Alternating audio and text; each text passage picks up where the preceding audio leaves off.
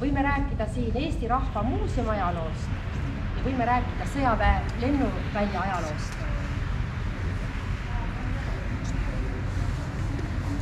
Ja need kõik on tihedalt omavahel seotud. Kas te olete esimest korda siin Raadil? Ei, nad on muuseumis käinud. Muuseumis on käinud, Muuseumis on kõik aga Raadil käinud, ei ole. Aga siin Raadil, õues ei ole, siin ei ole jah, esimest korda. Me oleme umbes selle koha peal. Aga õues ei ole. Ja see Eesti Rahva Muuseumi maja sai valmis 2016. Ja selle hoone nimi on Mälestuste väli. See on väga tähenduslik. Kui te oskate vaadata enda ümber, siis tegelikult me näeme väga palju märke ajaloost.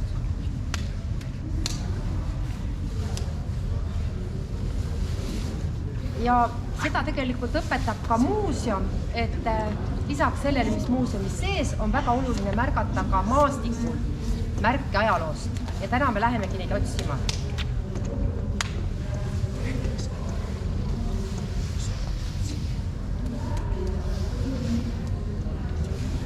Aga põgusalt siis natukene sellest territooriumist ja tõesti see on Tartu linna üks ilusamaid paiku. Pikalt mõisast ei räägi, aga mõis on olnud siin või siin on elatud juba üle 1000 aasta tagasi. Sellisel kujul võis näha mõisa 1944. aastal veel. Siis pommitati.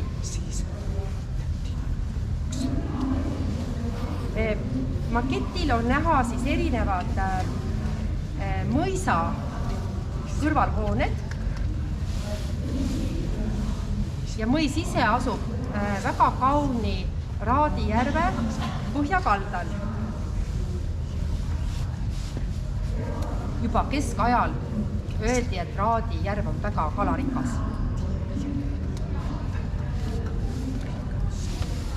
Ja me teame, et praegugi siis osa Tartu linna joogiveest tuleb siit Raadi järvest.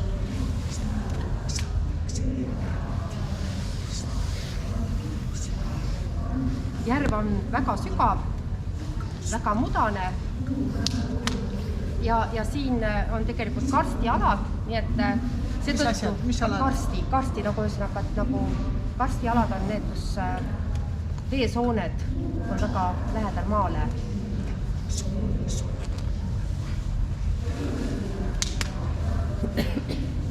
Aga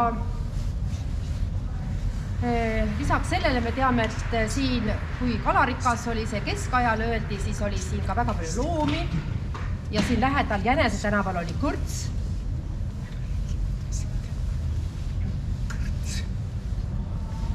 Ja alates 18. sajandist väga paljud Eesti mõisad tegelesid viina põletamisega ehk viina valmistamisega ja ka siis Lipardid, kellele kuulus Raadi mõis, rajasid viinavabriku. Me kõnnime sealt mööda. Ja tegelikult see uhke mõis ongi ehitatud tänu siis viina müügile. Et suured viinavoorid läksid Peterburgi, Berliini.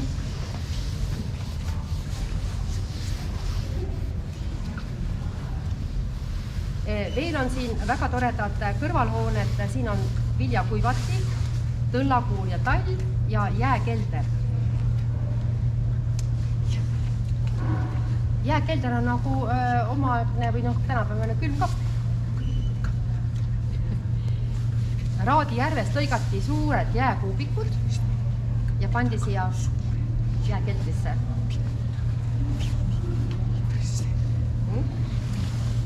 Veel me näeme siin väravavahimaja, veetorni ja moonakamaja. see mõisasüda kuulub Eesti Rahva Muuseumile, on piiratud aiaga ja väikese tiiru teemegi täna siin.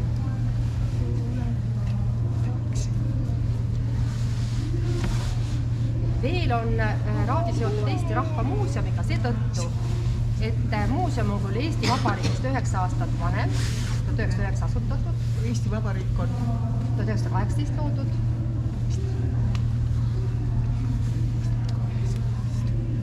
Ja muuseum 1909. Ehk siis ajal, kui kõik väärikad rahvusriigid arvasid, et on vaja oma muuseumi.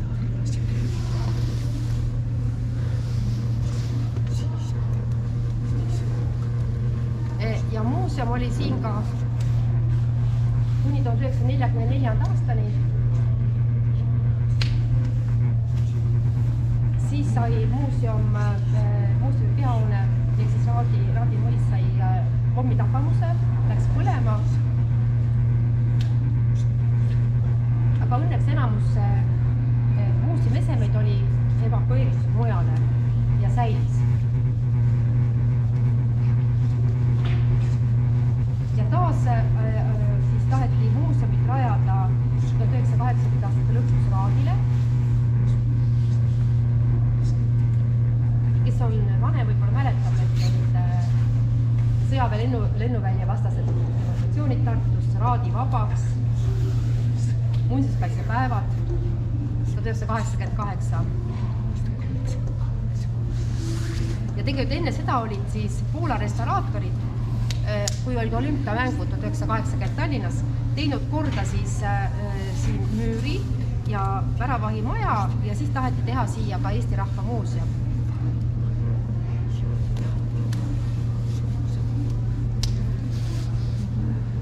Ma lihtsalt lühidalt siin veel räägin, pärast enne tiiru, et siin on näha veel sõjaväe lennuvälja jälgi ja sõjaväe lennuvälja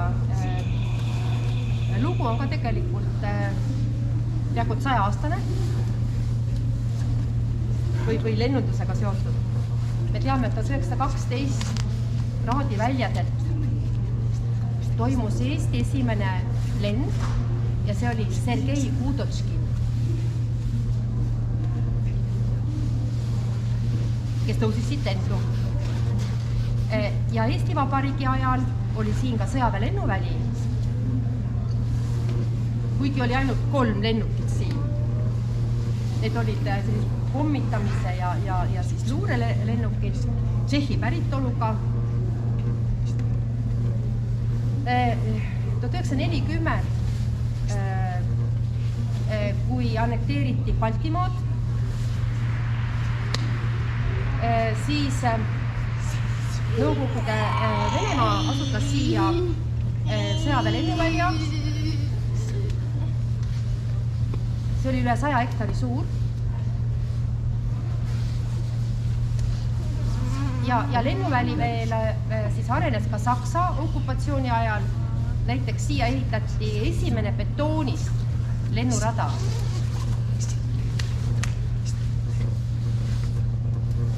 Suurimaid Baltimaade sõjaväe lennuvälju. Ja see oli üks Nõukogude Liidu 13. kohal olevatest tähtsat lennuväljadest.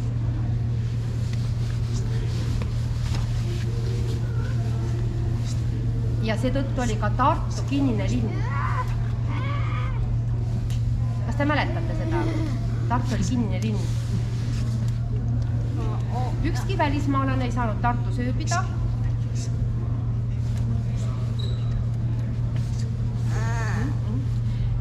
Ja kui külastati Tartu linna, siis mindi ööbima näiteks Viljandisse. Nii, aga mis on säilinud sellest ajast? On kapaniirid, ehk siis need suured vallid, mille vahele paigutati lennukid. Ja kapaniirid näiteks me leiame siit. Siia vahele paigutati siis lennukid.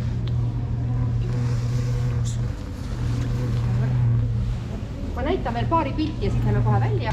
See ala. Lasen ringi käia. Nii, vaadake seda. kui tihedalt oli asustatud, see on nüüd Ants Luhamaa joonistuste järgi. Meie asume praegu siin Eesti Rahva Muuseumis ja näete, kui tihedalt oli asustatud siis kogu see ala. Siin olid siis pommilennukite parkla, lennujuhtimiskeskus, siis olid veel sõjaväe niisugused remonditehased, kus oli tehniline personal ja siis loomulikult veel igasugused kommunikatsioonid, nii et me näeme väga tihedat ehitisi. Raadijärv on siin ja mõisa häärber oli täiesti varemetes, aga nüüd see osa oli sõjaväe mürgiladu. Mis seda? Mürgiladu, seal hoiti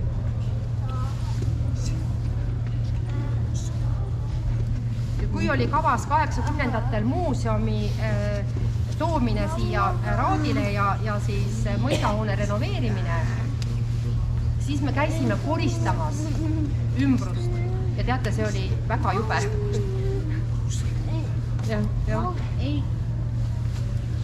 Nii. Ja lihtsalt, et kuna väljas me pilti näe, siis väga ilus ja... Neid ikka huvitav, miks oli see mürk siin inimeste hävitamiseks või? See oli tegelikult inimeste hävitamiseks. Nii et tegelikult me elasime siin pommiplatsil, kui nii võtta.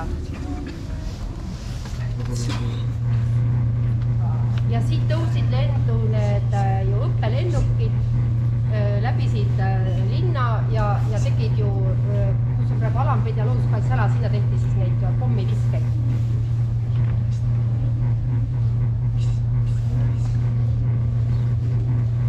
Oli kindlasti, siin oli väga palju lennukikütust, siit on välja toodud ja puhastatud siis nii suures koguses, et näiteks kogu see muda ja muld võiks kassitoome oru täita. Siit on korjatud ka meie poolt nii palju neid autokumme ja rehve, et nendest saaks tigutorni, selle meie maja tigutorni, kõrguse torni.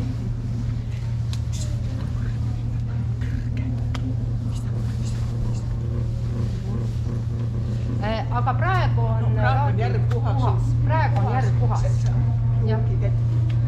Ei ole siia tekitanud ujumisvõimalusi, aga näiteks siin Raadil elavad arstid on käinud üle 20 aasta ujumas igal suvel ja pole midagi juhtunud. Nii.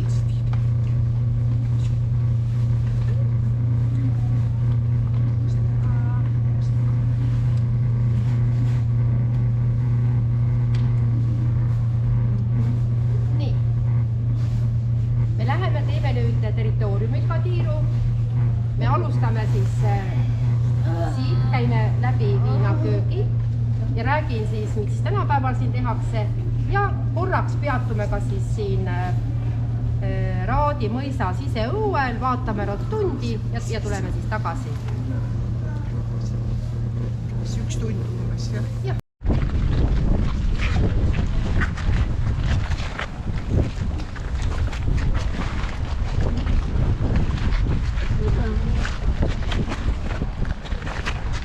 Ja praegu siin näeme, et kalamehed on Raadijärve peal.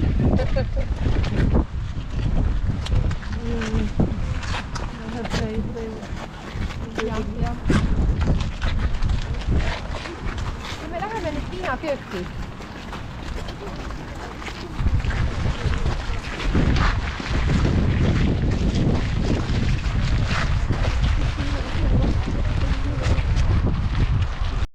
Põrand, natukene ka pilte on seal, me näeme ka selgelt Kei Udotškini õhku tõusmist.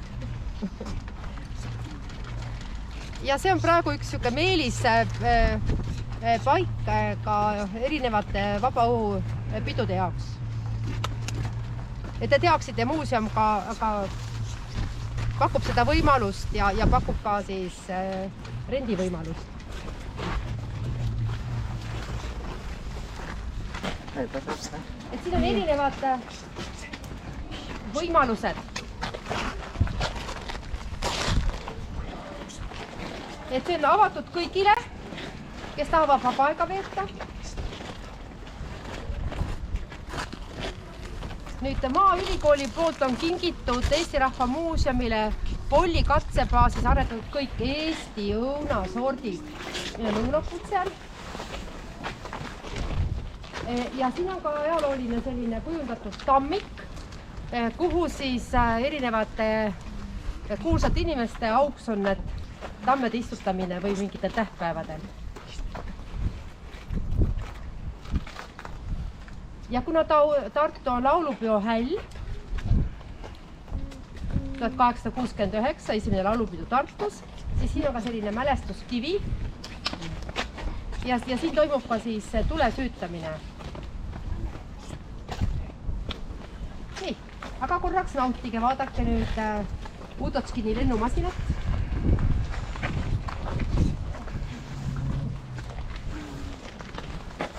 Ja ma arvan, me siia alale ei lähe praegu, aga me kõnnime nüüd siit tagasi ja läheme siis mõisa südames. Siin on.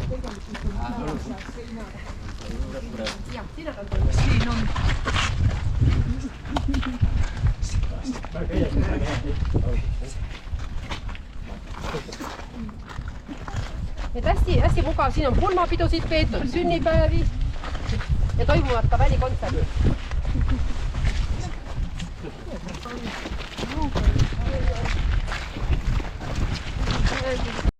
Järve ääres imeilusas paigas, kus taha jäävad siis need Raadi Härberi varemed. Kui te olete käinud, siis te kindlasti teate. Et see on hästi imearmas, kuidas see tuli süttib ja kuidas see tuli peegeldab Raadi järves. Et imeline paik Tartu linnas.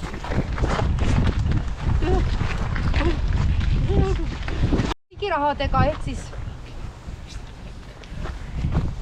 muuseum on olnud kogu aeg eestlastele oluline ja koguti uue maja jaoks annetusi, aga kuna riik ehitas ikkagi muuseumi oma rahadega, siis annetuste rahadega tehti rotund. Seal on võimalik mängida ka malet ja kabet, põrandal on ruudustik.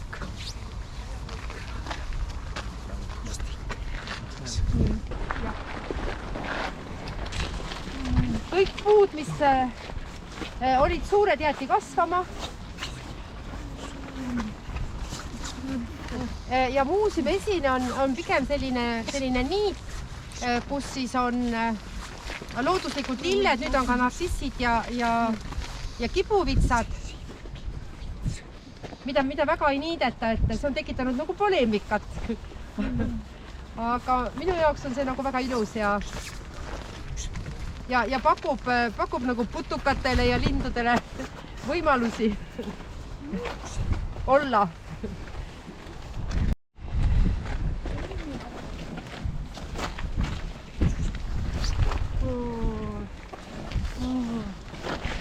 Ja kui rääkisin, et see loodus püüti säilitada siin, nii nagu ta oli siin, siis tegelikult ka väga tark on kogu see hoidlate süsteem, kus hoitakse meie esemeid. Põhimõtteliselt maa all on nii nagu vanasti oli kelder. Keldri põhimõttel on fondihoidlad, kus on aastaringine stabiilne temperatuur. Et suvel ei ole liiga kuum ja talvel ei ole liiga külm. Meil on käinud inimesed seal. Siis on tore. Ja.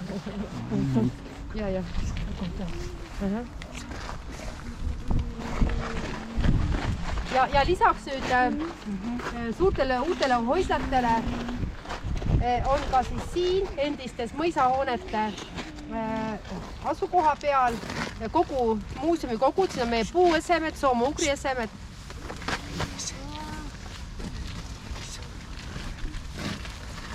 Ja siia ka tegelikult lubatakse näiteks üliõpilasi või erialaõpilasi vaatama, et kui väljas on näitusel võib-olla 1-2 asja, siis siin sa näed kogu seda rikkust fondihoidlas.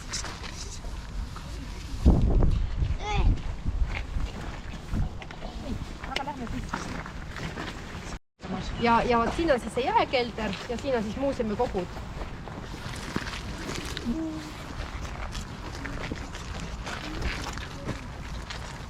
Aga meie jalutame.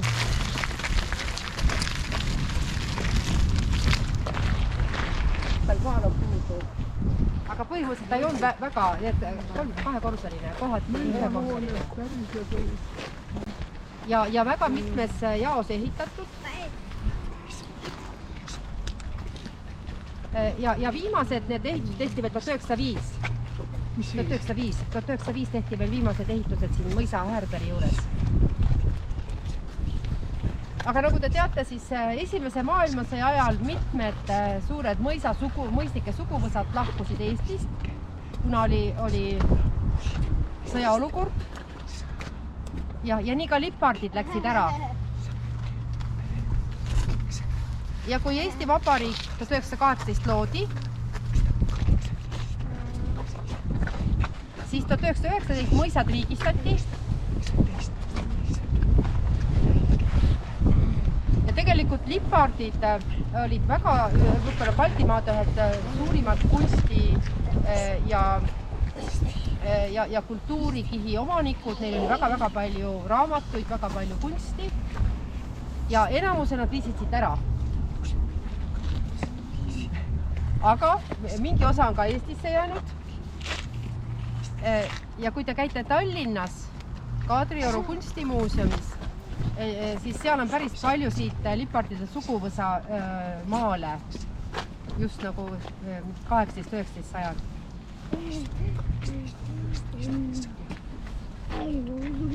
Ja väidetavalt teise maailmasõja eel siis siit Raadi mõisast ka, või vabandust, esimese maailmasõja järel, et lipardite varandus peideti Raadi järve ja olevat veel mingid kassid seal.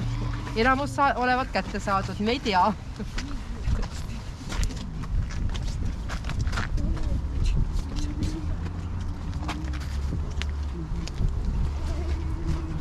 Ja need lipardid on ka külastanud mitu korda Tartut ja ka seda mõisa.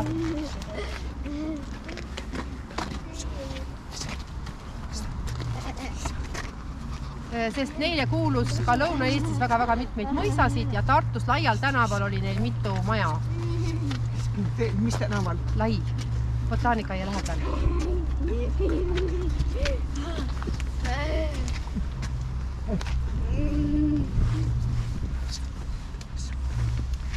Ja kui Eesti Rahva Muuseum siin 1920-ndatel, 30-ndatel aastal paiknes, siis oli siin mitu saali, kus me näitasime ka mõisakultuuri.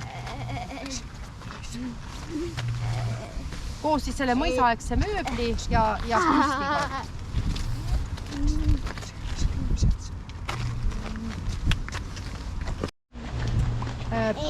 Siis Balti mõisakultuuri selline muuseum, siis Alar Karis, praegune president, kui oli Eesti Rahva Muuseumi direktor, soovis siia luua Tartu kunstimuuseumi. Aga no, nii on jäänud. Et õnneks on varemed konserveeritud ja tõenäoliselt kõiki varemeid ei jõuta üles ehitada. Ringi jalutasite, siis on skulptuurid, nägite jah? Lapsega olite, skulptuurid, nägite? Jah. Et siin on väga toredaid Tartu kunstimuuseumi kogudes olevaid skulptuure, et annavad natukene siis mõnusat sellist lisa vaatamist. Ei pannud tähelegi seda skulptuuri. Üks on seal nüüd. Mitmed skulptuurid on nüüd paigutatud siia loodusesse.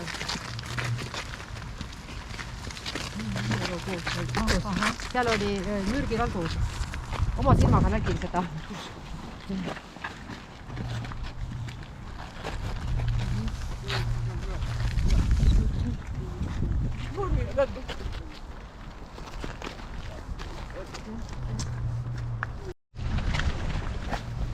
Praegu on taastatud ja igal korrusel on üks etapp siis Raadi mõisa ajaloost. Fotonäitused on siin. Mitu korrust siin on? Siin on, tegelikult on esimene, teine, kolmas, neljas, 5 korrus. 5 korrust on jah. 5 on see kõige ülemine platvorm. ja sealt on väga ilus vaade Tartu linnale, on näha erinevaid kirikuid, kõrghooneid, tigutorn.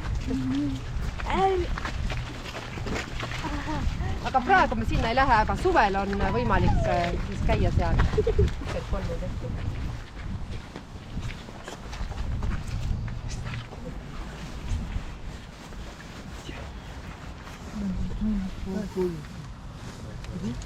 Et selliseid skulptuure on päris palju siin nüüd väljas.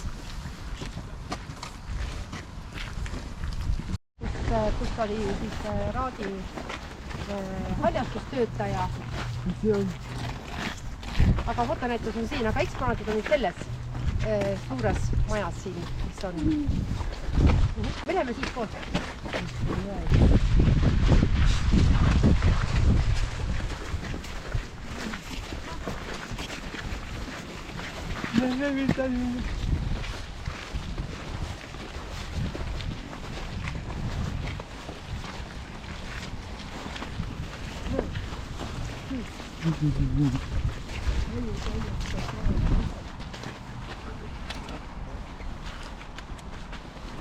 Ja peavärav on. Peavärav on siin siia taga kohe. Ja ühtegi peale.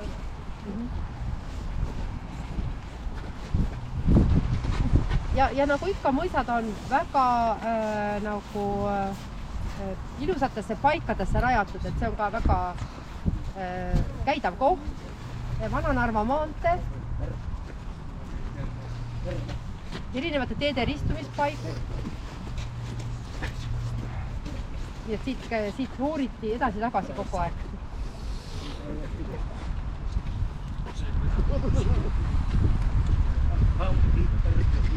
Ja kui te Tartu linnas käite, siis te kindlasti teate, et meil on päris palju linna territooriumiga erinevaid väikseid mõisasid, aga see on suurim.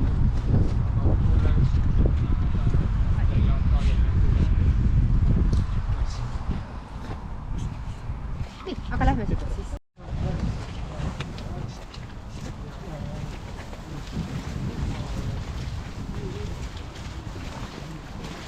Lihtsalt infoks, et siin aknaorvades on selline näitus üle Eesti, pildistati erinevaid inimesi meie siin maal. Et see on juba 7-8 aastat avatud, meie siin maal.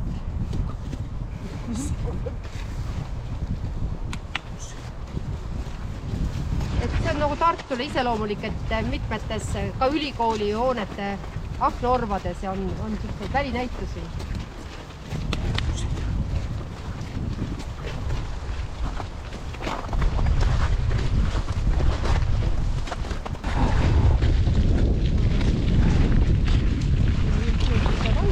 See näitus on täna viimast päeva.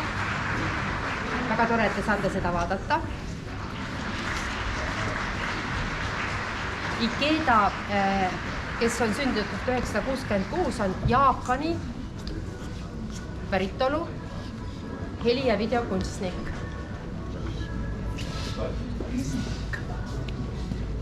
Ta loob oma teosed tervikuna, kusjuures väga oluline on tõesti siis meeltega tajumine.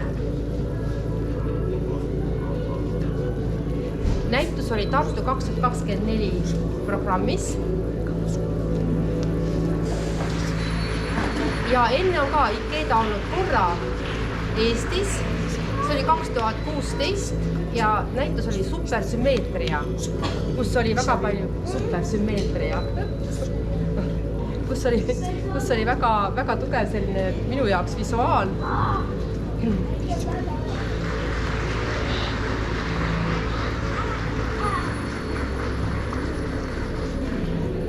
See on kuidagi tõlgendus, kuidas me tajume tänapäeva maailma, kus on väga palju infot, kus me töötame andmebaasidega.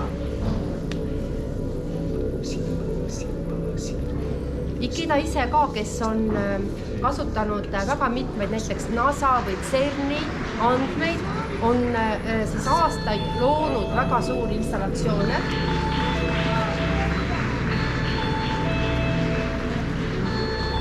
Ja siin näitusel on 3 teost.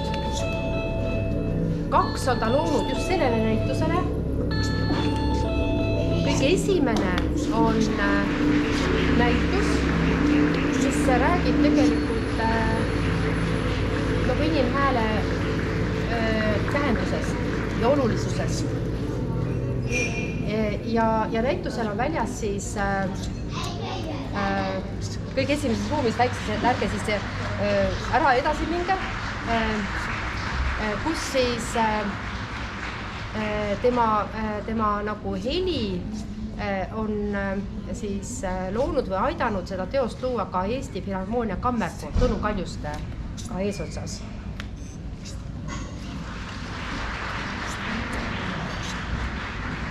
Ja teine teos järgmises ruumis, see on ka nüüd selle näituse jaoks loodud ja see on Tartu geenivaramu andmebaaside põhjal. Kas te olete geenidoonorid? Kui olete, siis olete teie ka siin näitusel, võib-olla. Oma geeniga. Et see on nagu teine. Ja siis kolmas on loodud siis 2019-2020 ja see on siis kokkuvõte Rootsi Keeda eelmistest töödest, et selline väga suur installatsioon 3 suurel ekraanil ja see installatsioon kokku kestab 9 minutit.